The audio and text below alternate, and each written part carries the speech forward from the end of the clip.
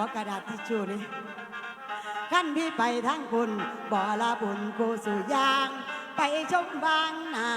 ำวังบัวบานบาเดงสีสวัสดีค่ะพี่น้องลำดวนดาวดงไม้ค่ะอำเภอบ่อระบือจังหวัดมหาสารคามค่ะบ้านโคกรามเมืองคุ้วยงามภูเบาโกเมืองคุ้วยตู่นักกวีค่ะ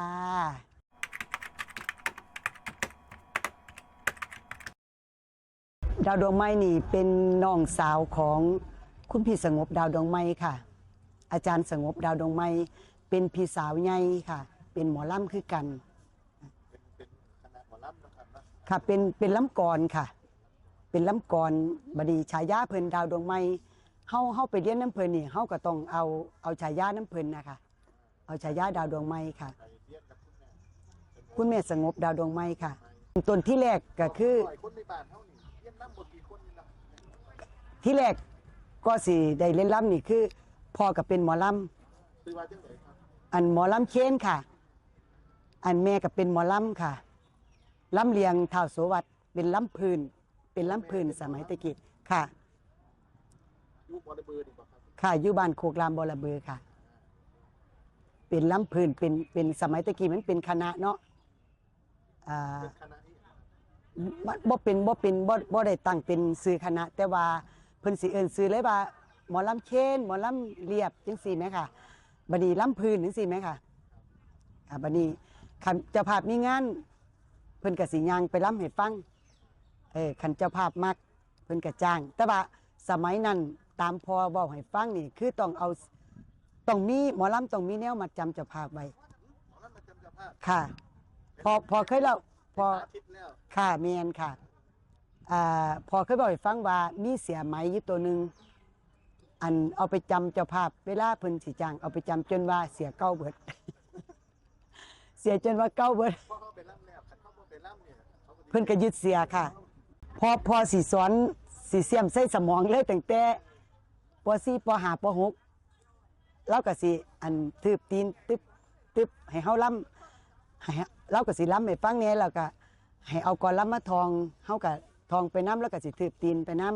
ำก็สิมีแสพร้อมมีแสตีแป้นไหมค่ะ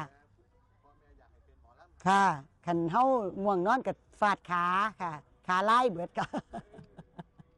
จะสิเป็นหมอลำได้สมัยตะกี้ยากค่ะเรียนอยู่โดนค่ะเพราะว่าสมัยนั้นไปเรียนลำนี่คือต้องไปอยู่กับอาจารย์ไปดำหน้าเกี่ยวเขาอาจารย์เฮ็ดหยังคือเฮาได้เฮ็ดเบิดไปอยู่กับคุณแม่สงบอยู่อำเภอชุมแพตอนนั้นเพราะว่าคุณแม่สงบไปอยู่อำเภอชุมแพคือเพิ่นไปอยู่สำนักงานคุณพ่อบุญน้วมอุ่นขัวเรืองสมัยนั้นค่ะบัดนี้พี่สงบเพิ่นก็สิไปมีครอบครัวญี่ปุ่นไปค้าขายแต่ว่าก็ล้ำน้ำเฮาก็ต้องไปอยู่ไปเอาน้องไปซักเสียผ้าไปเฮ็ดทุกอย่างไปเฮ็ดงานบ้านออกจากแม่สงบแล้วก็มาอยู่น้ำคุณแม่จันเพ็ญเด่นนภากะต้องมาอยู่น้ำเพลินอยู่ในสารคามค่ะต้องมาเฮ็ดงานบ้านต้องมาเฮ็ดทุกอย่างเกี่ยวเขาดำนาสิไหมค่ะสมัยนั้นค่ะสมัยนั้นเรียนน้ำเอี่ยเนาะเรียนน้ำเอี่ยก็เลยค่ะสมัยนั้นไปเรียนน้ำแม่เพ็ญนี่เพิ่นว่า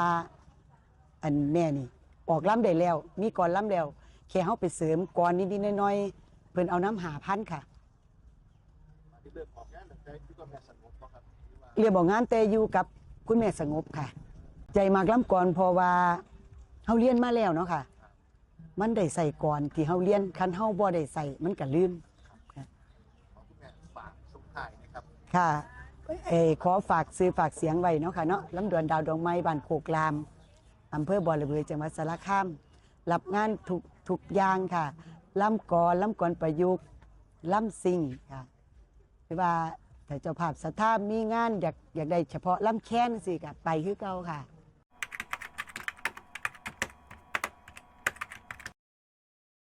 กันผู้พอล้ำพอกสิบะยังมีเมืองใหญ่กวางเรียกซื้อผมมาโกดยังมีราชาทรงนั่งป้องเป็นเจ้าซื้อว่าผมมาทัดเงาเนานครตุ่มไผ่สุมนท่าเกียนไทยเป็นแก้วมิงเมือง จังบัวบานบาเพ็งสีพี่ไปถึงเฮียน้องของดีๆสิย่อยืนบาดหาอายกับเกินขอบคุณค่ะว่าเป็นข่อยอาบน้ำนอนสิหอเขาให้เอาเกลือก่อนปอนใส่ใน